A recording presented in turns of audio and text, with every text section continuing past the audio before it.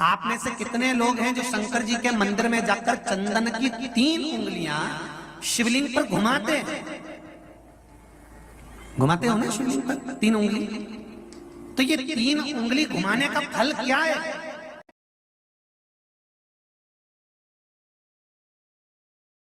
इस शिवलिंग पर ये 3 उंगली घुमाई जाए तो इसका फल क्या है? तो आपको लगेगा भगवान शंकर को त्रिपुंड लगाना है। बोलो सही है गलत है? आप तो यही सोचोगे ना कि शिव जी को त्रिपुंड लगाया गया है, पर नहीं।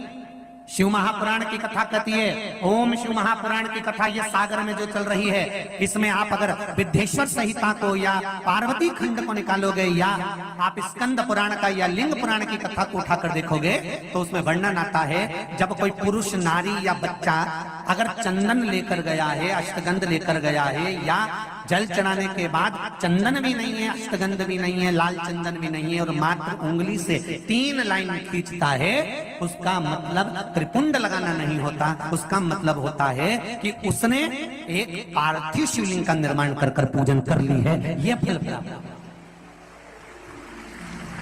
उसका फल ये प्राप्त होता है।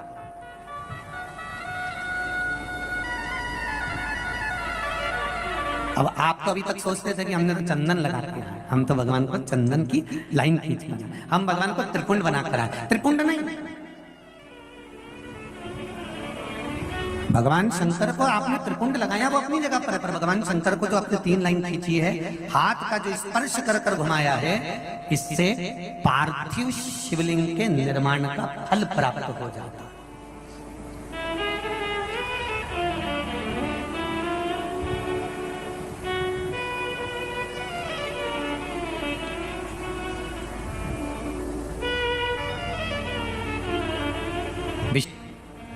विशेष कामना, आज आपका मन कर गया 108 चावल के दाने मेरे को शिव जी को चढ़ाना, 108 चावल के दाने मुझे शंकर भगवान को चढ़ाना। विशेष आज आपके मन में कोई मनोरथ बड़ा है, कोई कामना बड़ी है और बाबा से आपने विनती करी कि मेरा ये कार्य अटक रहा है, आप पूरा करोगे, मुझे विश्वास है। 108 चावल के दाने चढ़ाना है।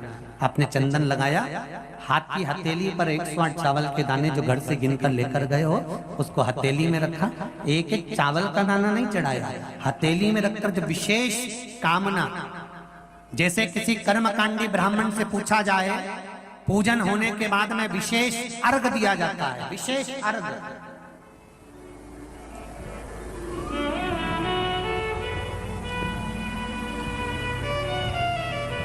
उसी तरह विशेष कामना के लिए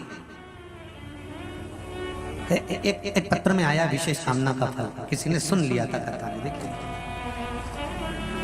शादी 5-6 साल से नहीं हो पा रही थी, तब आपने कथा में पशुपति व्रत के बारे में बताया था, अक्षत की पूर्णता के बारे में बताया था।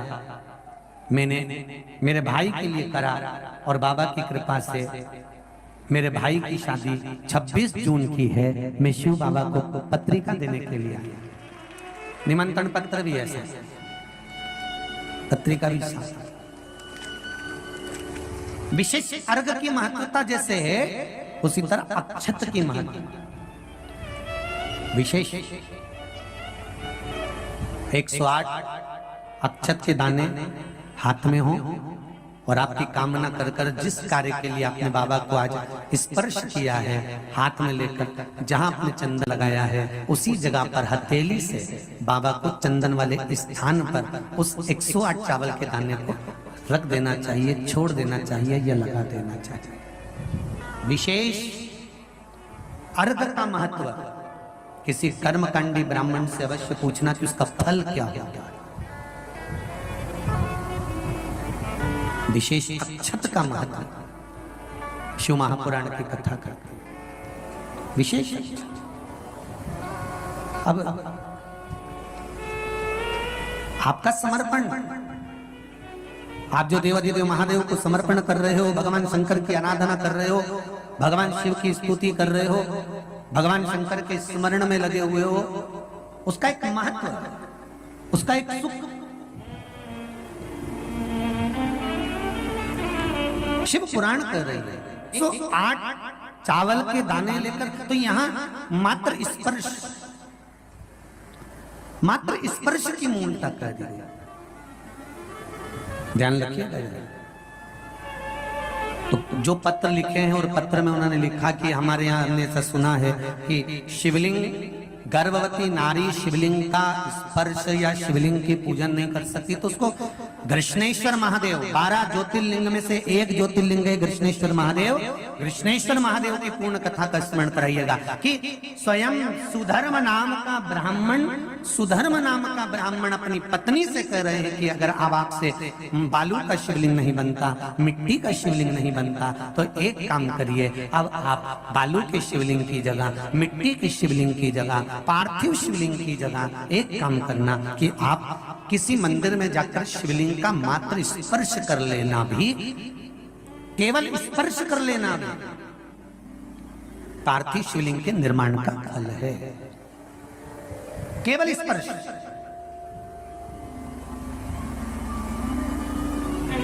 आप लोग जाते हैं शिव मंदिर, तो शिव मंदिर जाते हैं तो शिवलिंग का स्पर्श करते हैं? जम के तो बोलो जरा, करते हो सब लोग? तो शिवलिंग का मात्र स्पर्श, केवल छूना नहीं है। स्पर्श का मतलब होता है शंकर भगवान को आप चंदन ले गए हो कि नहीं ले गए हो, अष्टगंध ले गए हो कि नहीं ले गए हो, पर ये तो मुझे विश्वास है कि एक लोटा जल लेकर जरूर जाते हो। जल चढ़ाने के बाद भी अगर आप 3 उंगलियां शिवलिंग पर अगर मात्र घुमा देते हो तो समझ लो कि आप प्रतिदिन पार्थिव शिवलिंग का निर्माण कर रहे हो और शिवलिंग की पूजन कर रहे हो। प्रतिदिन आप शिवलिंग का स्पर्श मात्र घुमाने पर ही पार्थिव शिवलिंग का निर्माण कर रहे हो।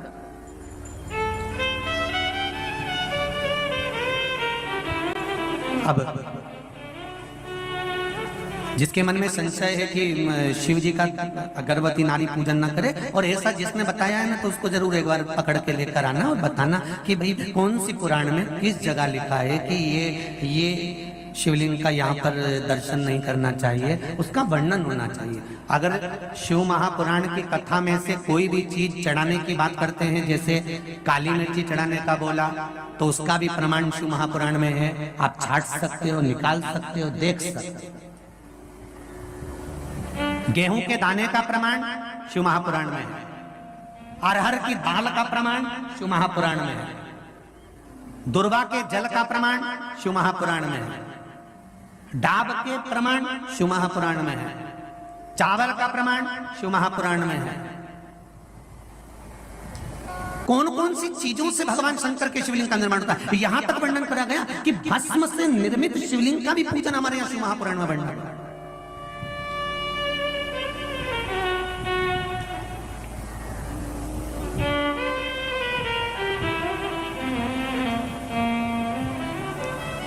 आप शंकर की आराधना में जितनी भी चीजें व्यासपीठ से अगर श्रवण करते हैं तो उसका स्मरण आपको रहना चाहिए, उसका स्मरण रहना चाहिए।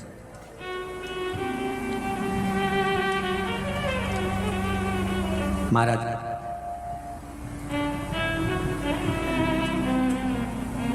गर्भवती नारी भी शंकर भगवान के मंदिर में जाकर उसका स्पर्श शिवलिंग का कर सकती है, किसी को रोक नहीं है। उसका फल क्या मिलता है वो भी स्मरण कर लीजिए। घोषमा को बेटा हुआ, सुधर्म ने कहा कि इस बेटे को तुम सुदेहा को दे दो। ओम नमः शिवाय। पार्थिव शिवलिंग बनाकर जितना आप पूजा करते हैं, ठीक उतना ही फल आपको, ठीक से जब आप त्रिपुंड लगाते हैं 3 उंगलियों से शिव जी के मंदिर में जाकर, उतना ही फल आपको उसी तरह से मिलता है बराबर का। तो आप अगर पार्थिव शिवलिंग आपको शुद्ध मिट्टी नहीं मिल पा रही है तो आप त्रिपुंड मंदिर में जाकर लगा सकते हैं। 108 चावल के दाने अखंड चढ़ाने से आपको, अगर आप सही दिशा में जिस तरह से गुरुजी ने बताया उस तरह से अगर आप चढ़ाते हैं तो आपकी मनोकामना भी पूरी होती है। आई होप कि आपके लिए वीडियो बहुत यूज़फुल होगी। वीडियो अगर आपको अच्छी लगे तो प्लीज़ चैनल को सब्सक्राइब कीजिएगा, साथ ही वीडियो को लाइक और शेयर करना ना भूलें, ताकि हम आपके लिए हमेशा सही जानकारी के साथ सही वीडियोज़ लेकर आते रहें। आप सभी के ऊपर महादेव की कृपा हमेशा बनी रहे। मिलेंगे नेक्स्ट वीडियो में, तब तक के लिए ओम नमः शिवाय, जय माता दी।